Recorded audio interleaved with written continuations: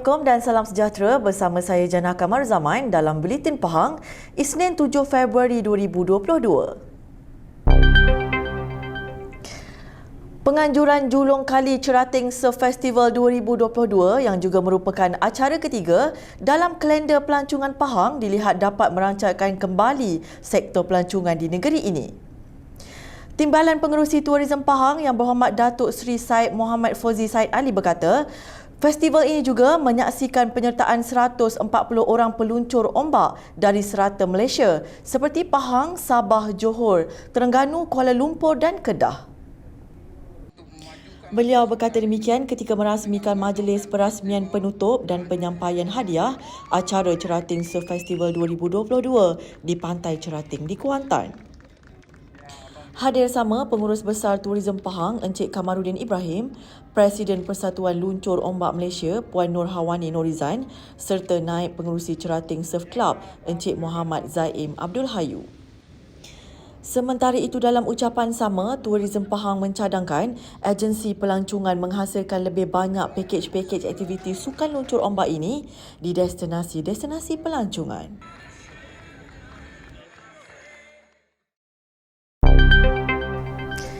Ibu bapa yang membawa anak mendapatkan vaksin dos pertama di bawah program imunisasi COVID-19 kanak-kanak PIC Kids Pahang hari ini yakin dengan ikhtiar yang dilakukan. Bagi kaki tangan awam, Puan Saidatul Ashikin Nordin 37 tahun dari Indra Mahkota 15, dia dan suami Muhammad Amri Abdul Basit 40 tahun, keputusan untuk mendapatkan vaksin 3 orang anak mereka adalah satu keputusan yang tepat. Katanya ini adalah satu usaha untuk melindungi keluarga, malah anak-anak pun teruja untuk terima vaksin. Beliau berkata demikian ketika ditemui selepas membawa 3 anak, Afan Zarif 11 tahun, Ahmad Arya Zafir 10 tahun dan Anur Jelita Zahra 5 tahun menerima vaksin di Hospital Tengku Ampuan Afzan HTAA hari ini. Perkara sama disuarakan Puan Radiah Abdul Rahim 46 tahun yang turut membawa anaknya Ahmad Akil Ashraf 12 tahun menerima dos pertama hari ini. Bagi Rohaizan Rahmat 41 tahun, keputusan untuk membawa anaknya Azriza Khalisha 11 tahun dan Azriza Khairina 7 tahun untuk divaksin adalah satu peluang yang tepat untuk dimanfaatkan. Sehingga 5 Februari 2022, seramai 28,446 kanak-kanak daripada anggaran 197,700 iaitu 14.3% telah mendaftar bagi program imunisasi COVID-19 untuk kanak-kanak PIC Kids. Suntikan bagi PIC Kids di Pahang yang bermula hari ini menyaksikan seramai 30 orang kanak-kanak komorbid yang layak menerima vaksin dos pertama di Pusat Pemberian Vaksin Khas SPPV di Hospital Tengku Ampuan Afzan HTAA pagi ini.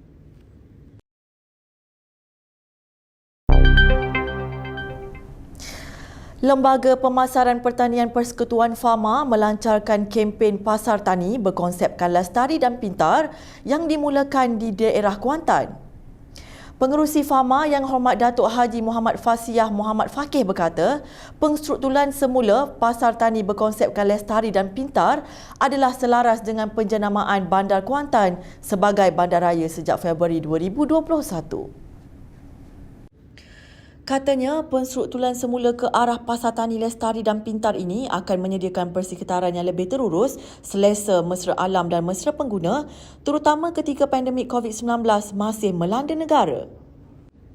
Beliau berkata demikian pada kempen Pasar Tani berkonsepkan lestari dan pintar di perkerangan tempat letak kereta Pusat Transformasi Bandar UTC di Kuantan. Hadir sama ialah Datuk Bandar Majlis Bandaraya Kuantan MBK Yang Hormat Datuk Hamdan Hussein.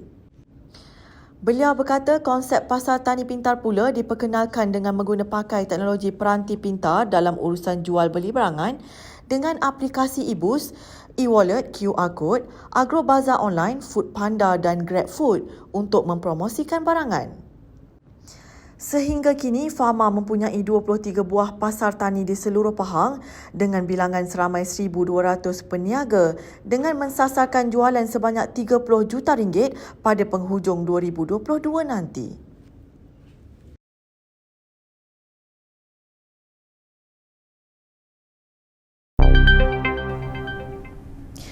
Penduduk Taman Rimba di Mentakak Pahang sekali lagi dikenakan Perintah Kawalan Pergerakan diperketatkan PKPD untuk kali yang ketiga sehingga 20 Februari ini.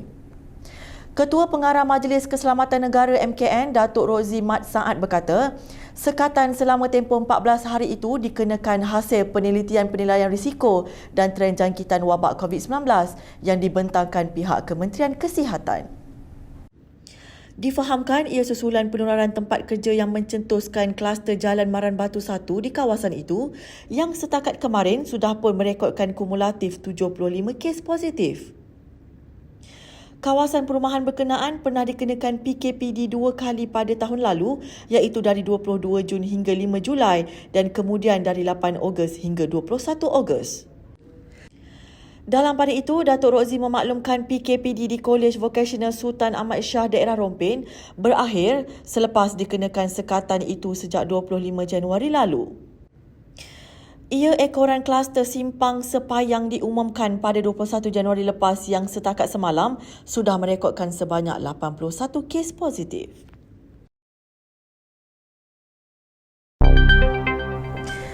Baiklah, berita itu tadi mengakhiri Buletin Pahang pada hari ini.